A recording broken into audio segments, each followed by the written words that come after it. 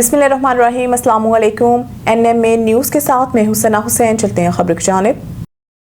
पाकिस्तान और IMF नज़रसानी शुदा मुआशी और मालियाती फ्रेमवर्क पर इत्तेफाक राय के करीब। इस्लामाबाद पाकिस्तान और बैनुल-अक़वामी मालियाती फ़ंड के दरमियान मौजूदा माली साल के लिए नज़रसानी शुदा मुआशी और मालियाती फ्रेमवर्क पर इत्तेफाक राय करीब आ गया है। फ्रेमवर्क के तहत federal board of revenue FBR की टैक्स वसूलियों का हदफ कम करके जून 2026 तक 134.5 खरब रुपए कर दिया जाएगा। IMF और पाकिस्तान हुकाम के दरमियान $7 अरब के extend fund facility EFF program के तहत स्टाफ लेवल मुआहदे तक पहुंचने के लिए वर्चुअल मुज़ाकरात जारी हैं। FBR माली साल 2025-26 के लिए IMF के साथ तयशुदा GDP के 11% के टैक्स टू GDP तनासुब का हदफ हासिल करने में नाकाम रहने का खदशा है। मौजूदा माली साल के पहले 8 माह में नज़रसानी शुदा हदफ के मुकाबले में 428 अरब रुपए की टैक्स वसूली कम रही है। इसराइल के ईरान पर फ़िज़ाई हमले, तेहरान और दीगर शहरों में धमाकों की आवाज़ें। तेहरान के इनकलाबी स्क्वायर के करीब राय सुप्रीम लीडर मुश्तबा खामनेई से यकजहती के लिए निकाली गई रैली के दौरान अमेरिका और इसराइल ने हमला कर दिया। धमाकों की वीडियो ईरानी सरकारी TV पर बराह रास्त नशर हुई। धमाकों की आवाज़ से डरने के बजाय ईरानी डट कर मुज़ाहमत करते रहे। ईरानी शहरियों ने धमाकों की गूंज में मज़ीद शिद्दत के साथ अपने मुल्क के झंडे लहराए, अमेरिका और इसराइल के खिलाफ नारे लगाए। दूसरी जानिब इसराइल फ़िज़ाइया की जानिब से किए गए ईरान के शहर अस्फ़हान पर हमलों में रूसी कौंसल खाने की इमारत को नुकसान पहुंचा, जिसकी रूसी वज़ारत ख़ारजा के तर्जुमान मारिया ज़खारवा ने तस्दीक भी की है। तर्जुमान के मुताबिक रवा हफ्ते के आगाज़ में अस्फ़हान के गवर्नर के दफ्तर के करीब होने वाले हमले के नतीजे में रूसी कौंसल खाने की इमारत को नुकसान पहुंचा है। धमाके से कौंसल खाने के दफ्तर और रिहायशी अपार्टमेंट्स की खिड़कियों के शीशे टूट गए। इसके अलावा इसराइली फ़ौज ने अपने ताज़ा बयान में कहा है कि इसने लेबनान के दारुल हुकूमत बैरूत पर नई फ़िज़ाई कार्रवाई की है। ये हमले जनूबी बैरूत में ईरान की हिमायत याफ्ता तंजीम हिज़्बुल्लाह के इंफ्रास्ट्रक्चर को निशाना बनाने के लिए किए गए हैं।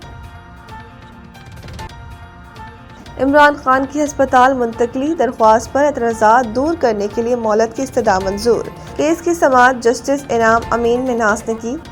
अदालत ने रजिस्ट्रार ऑफिस को हिदायत करते हुए कहा कि हुक्म दिया कि कितने केसेस इस तरह के ज़ेर इल्तिफ़ा हैं, रिपोर्ट फराहम करें। दरख्वास्त गुजार डॉक्टर उस्मा के वकील अदालत के सामने पेश हुए। उन्होंने कहा कि रजिस्ट्रार ऑफिस ने कुछ एतराज़ात लगाए, अदालत आइंदा हफ्ते केस लगा दे, हम एतराज़ात दूर कर देते हैं।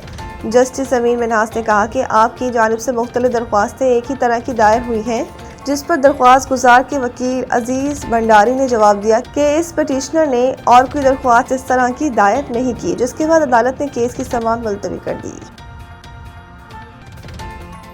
ईरान जंग में ट्रंप का बड़ा यूटर्न, हमले की जिम्मेदारी अपने दामाद समेत मुशीरों पर डाल दी। अमरीकी अखबार की रिपोर्ट के मुताबिक फ्लोरिडा में प्रेस कॉन्फ्रेंस के दौरान ट्रंप ने बताया कि ईरान से मुताल्लिक़ सूरत हाल तेजी से एक ऐसे मरहले पर पहुंच गई थी जिसे उन्होंने पॉइंट ऑफ नो रिटर्न करार दिया। इनके मुताबिक मुज़ाकरात कार स्टीव विटकॉफ, मुशीर जैरेड कृष्णन और वज़ीर दिफा पेट हेग्सेट के साथ मुशावरत के बाद उन्हें यकीन हो गया था कि ईरान अमेरिका पर हमले की तैयारी कर रहा है। ट्रंप का कहना था कि अगर अमेरिका पेशगी कार्रवाई न करता तो ईरान एक हफ्ते के अंदर हमला कर सकता था। उन्होंने दावा किया कि अमेरिकी हमलों में ईरान के 51 बहरी कश्तियों को तबाह किया गया, जबकि ड्रोन बनाने वाली तंसीबात को निशाना बनाने के बाद ईरानी ड्रोन हमलों में 83% कमी आई है। अमेरिकी सदर ने मजीद कहा कि अमेरिका के पास ऐसे कम लागत दफाई इंटरसेप्टर्स मौजूद हैं जो ईरानी ड्रोन खतरात का मौसर जवाब दे सकते हैं। ट्रंप ने ईरान को खबरदार करते हुए कहा कि अगर तेहरान ने आलमी तेल की तरसील में रुकावट डालने या अपना हुर्मस बंद करने की कोशिश की तो अमेरिका सख्त फौजी रद्द-ए-अमल देगा।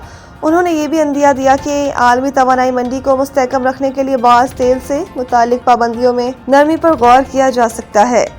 एक और बयान में ट्रंप ने कहा कि ईरान के साथ जारी जंग जल्द खत्म भी हो सकती है, ताहम उन्होंने तेहरान को मजीद कशीदगी से बाज रहने की तनबीह की।